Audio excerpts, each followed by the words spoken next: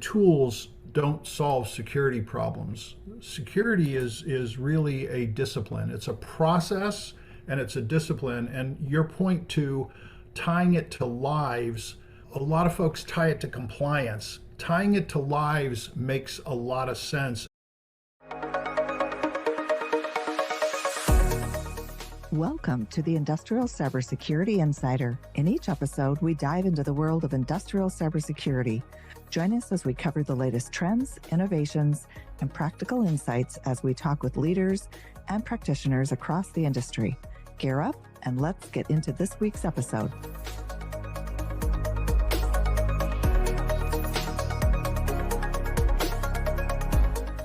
Hi, welcome.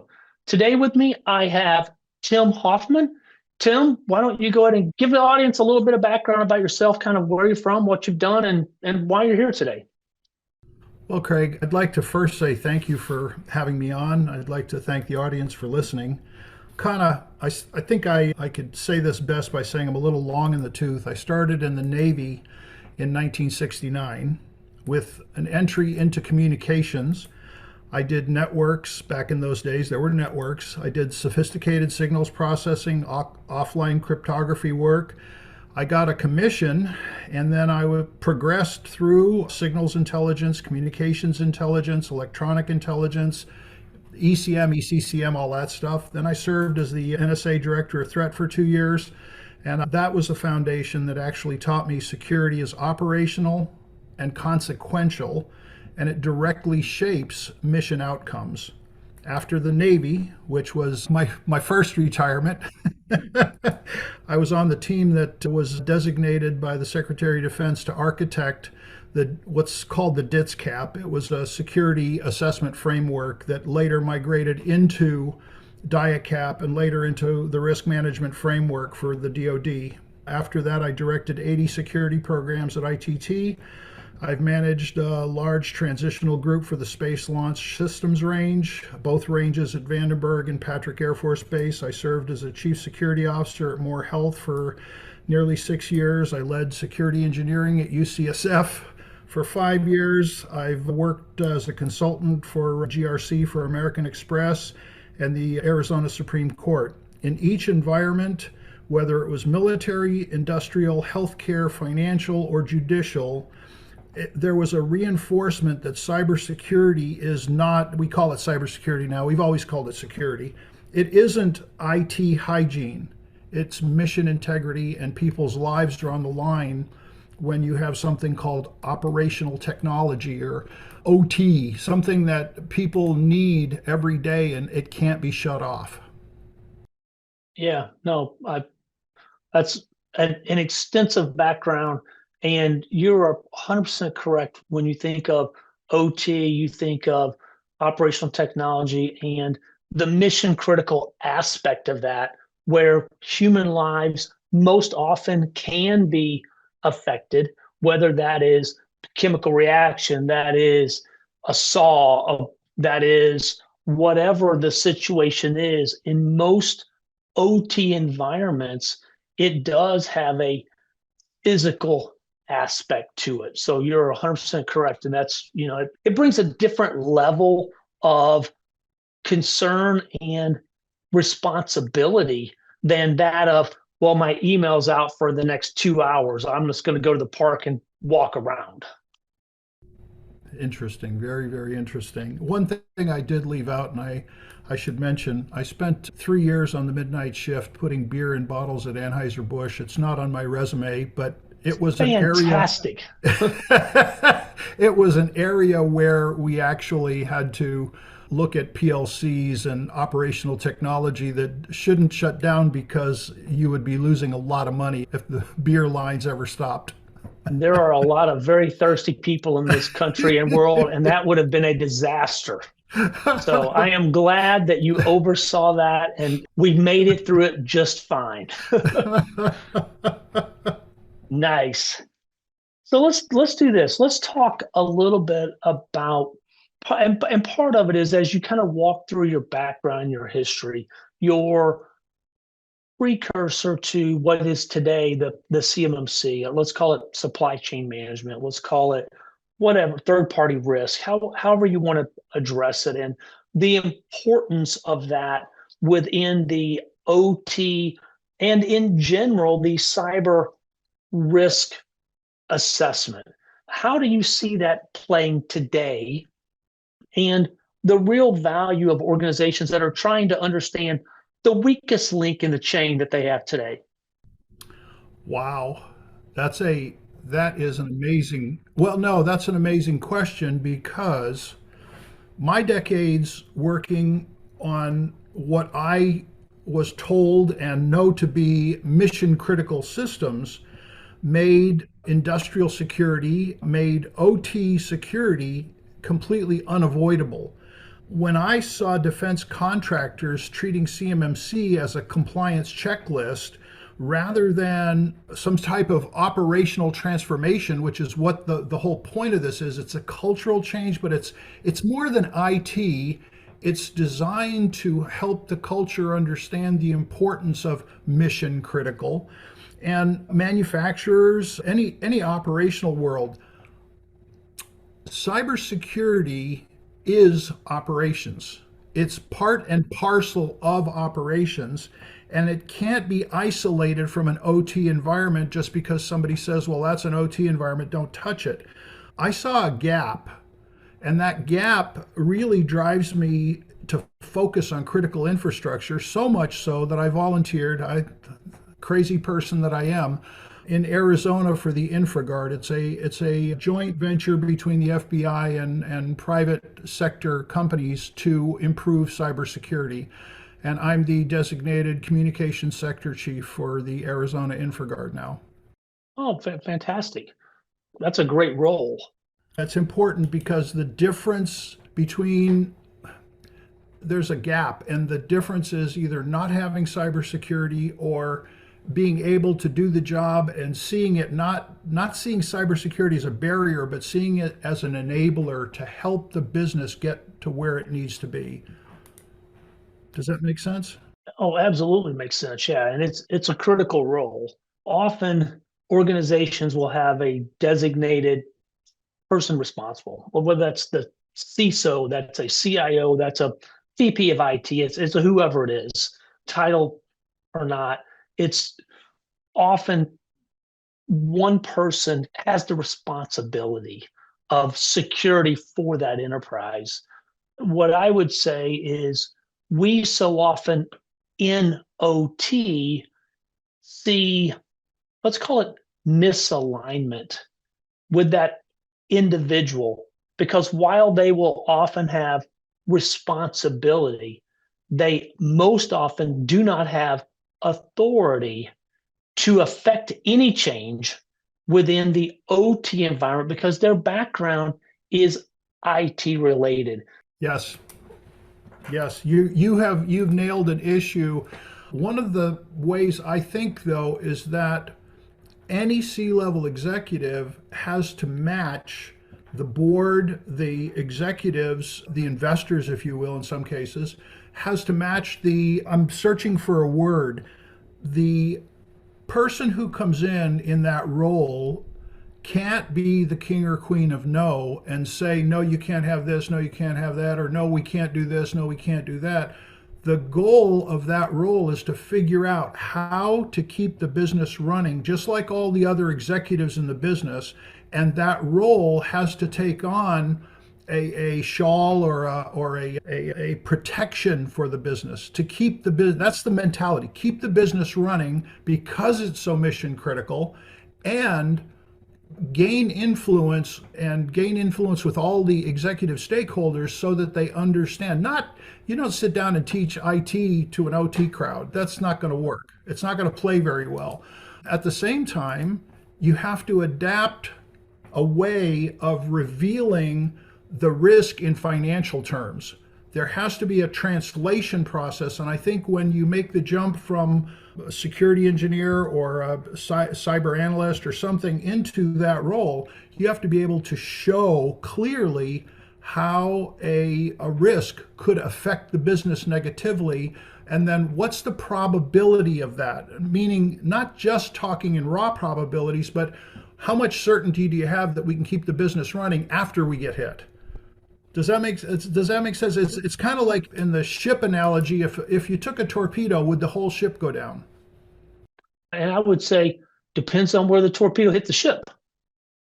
But yeah, no, it definitely makes sense to me. I think that organizations that make the effort to try and work together, where a CISO or an IT person spends a day in the shoes of the OT teams or comes down to the plant, walks the facility, has enough wherewithal to know that they don't understand all of the aspects and nuances that the OT team does, and asks questions and genuinely makes the effort to learn how it affects their side of the fence and their responsibilities, will somehow gain that trust and respect of the OT teams to be given some of that authority to make changes and represent change, possibly.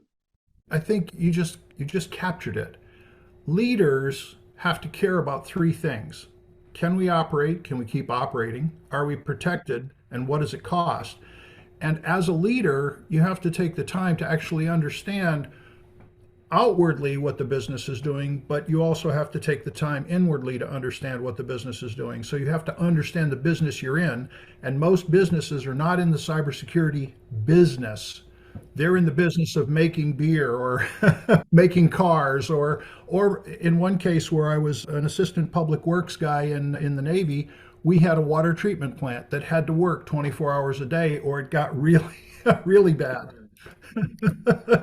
Absolutely. And we're seeing a lot of, issues today in the last recent with water facilities being targeted, whether that's from nation states over in the Middle East, if that is whatever it happens to be. We're seeing a lot of publicity, a lot of press, a lot of focus put on municipalities to try and shore up and beef up and really protect and take a hard look at how are they securing their OT around that, because that is something that is absolutely a real life today situation.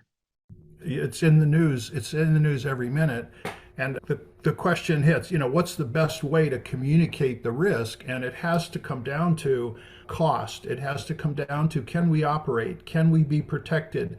Can we still operate after we take that torpedo? And how effective can we do the business of doing the business? Now, in the case of a city, the city has to keep running, but water treatment plants are not always owned by the cities. They're owned by private firms. So the private firm is going to have investors, the board, and they're going to be asking, what happens if?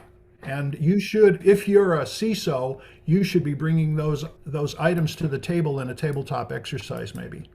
Yeah, no, and I think that any public utility, whether it's water, that is power distribution, power generation, I think that it's a little different than what's the cost, but I think that cost should be equated to potential lives, because in the event that fresh water is, let's call it tainted, or if it becomes polluted or damaged, or the controls are putting too much chemical into that water where it becomes unsafe to drink, or whatever the situation is, then that organization needs to look at what's the cost of human life in that situation. Same with power. If there's no power, gas in the middle of the winter in upper peninsula of Michigan, people are going to freeze. If there's no air conditioning in southern Texas in July, you're going to have heat related deaths. So it really should be looked at not from a financial aspect, but from a cost of life, which is often the case in OT environments, whether that's in a manufacturing plant, that is in any type of OT scenario potentially. That's well said. Thank you. A lot of folks believe at the level below the CISO that tools are going to solve security problems. So many folks bring that mentality with them when they transfer into the CISO role. And quite honestly, tools don't solve security problems. Security is really a discipline. It's a process and it's a discipline. And your point to tying it to lives, a lot of folks tie it to compliance. Tying it to lives makes a lot of sense, especially here in Arizona where the temperature yesterday was 114 degrees, the day before 114 degrees. People will die. It's just that simple. In the northern Michigan Peninsula, people will die in the middle of winter if there's no electricity. So, absolutely agree on tying it to lives. I think the board might ask, in order for them to be able to carry the conversation, they will ask, well, how much is this going to cost to protect those lives?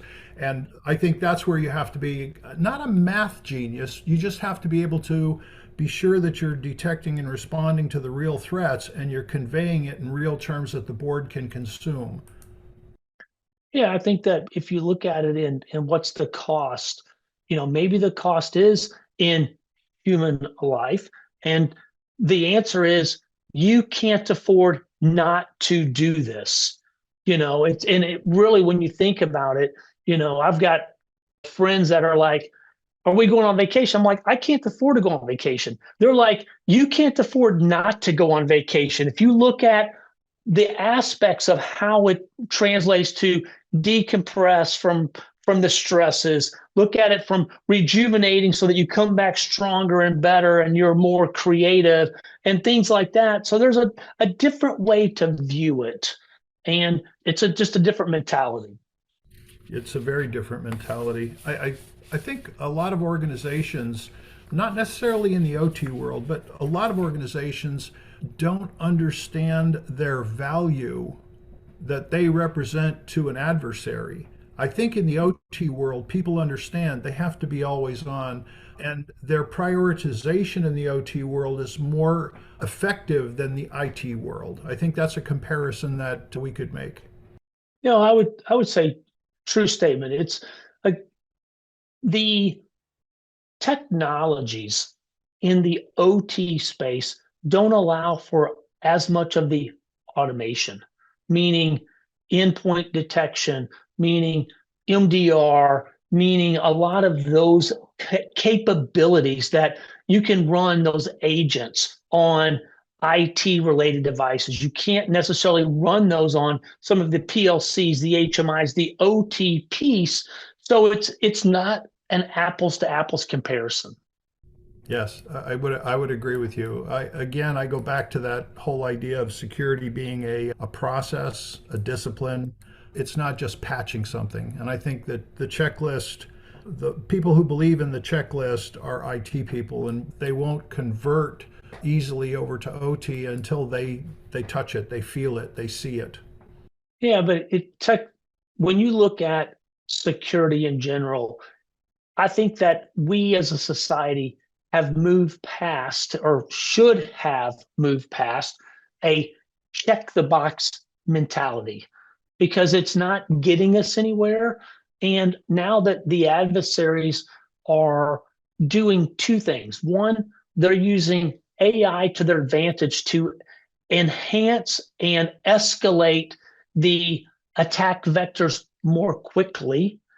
And they are recognizing that the OT environments are the cash registers of the organization. So they are now targeting, whether that's through a business email compromise and they're laterally moving to get to the OT space. However they get there, they are focusing or trying to get as quickly as they can into the OT environment. And you can't say, I've got a firewall, because that doesn't work. Every organization that's had an issue will say, you know what? We had a firewall. We didn't do anything with it. It was set to any, but we had a firewall. Or we had to open it up for XYZ and someone forgot to close it or whatever the situation is. Your point about AI leads me to a question for you. How do you feel AI is going to change the way you are communicating with the executives and the boards that you come in contact with? How do you feel AI? To me, a lot of security people that I've heard are saying the sky is falling. I'm not ready to say the sky is falling. I think that's the wrong message to send to the board. What's your message to the board? Well, the message is definitely not the sky is falling. I think the message is AI has a place. AI is being used as much or more for good as it is for bad. My my my message is if your organization is using AI, there should still be human checks and balances. Someone's got to use a gut check. Is this answer look plausible? Is that an anomaly? Is there something that says, I don't know, that just might not pass the sniff test? Do you have those in place? And you cannot rely exclusively on AI generated answers or processes to run your business. You still need that human in the middle, that loop process and the continuous improvement that may not come with just AI. So if those things are in place, it's okay, but you can't just rely on AI, would be my message. I think I'm going to say I'm violently in agreement because I think we still need the person. And I can give you, because I've been using AI for a few years now, I can give you some examples where AI has come back and said, I know that you have a mandatory requirement for me to triple check everything, but I assumed, I'm sorry, I won't do that anymore. And I have to tell you, that's scary. To me, it's not 100% ready for prime time, and yet people are bringing it in. And that brings us back to the CMMC discussion, because in the world of CMMC, if you don't know your environment, you can't get your environment to be assessed properly. Just like in the OT world, you have to know every switch, every IoT device, every IIoT device. You have to know everything that's out there. And bringing AI in on a browser and using it actually brings in something into your environment that the people who are in charge may or may not have authorized. So that's a big red flag to me, is like, slow down, let's just hold on, let's identify it, let's analyze it, let's see what harm it could possibly do. But absolutely keep the human in the loop, put the guardrails up, make sure that I actually told a group, I did a presentation on AI and cybersecurity, and I said, we don't need guardrails. We need a prison for AI. Well, if you look at the last couple times that the AI model hacked out of the box it was in, and it because it was looking for, I'm like, hang on a second. You've seen that with OpenAI, you've seen that with Anthropic, you've seen these models are becoming, I would say, almost uncontrollable in a sense. That's a very big concern, because that breaks the three things, those three questions I keep going back to.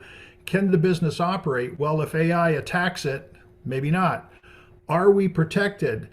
If you're in the role and you want to tell the board we're protected, you have to have some level of certainty when you make that statement, or don't make it at all. And then the third one is, what's the cost? Well, what's the cost if a human life gets affected? Yeah. It's good and bad. It's AI is a double-edged sword. It's helping both sides advance quicker.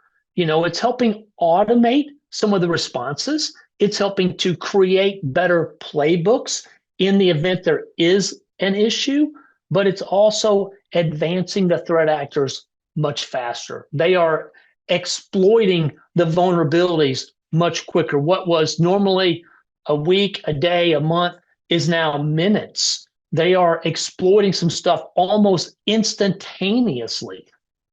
You're spot on. And that's the concern. Again, security being a discipline and a process, we need to get those processes down and we need to know how to act and react with AI. That's a very, very good point, Craig. Yeah, so if you were to go back and you were to look at, let's say, keep it simple, two things that organizations that are trying to better get a handle on third party risk, on how to begin improving some of their processes today. What would you say one or two key components, key takeaways, key action items that, not trying to eat the elephant in one bite, one little piece of it or one little chunk of it, or where would they start?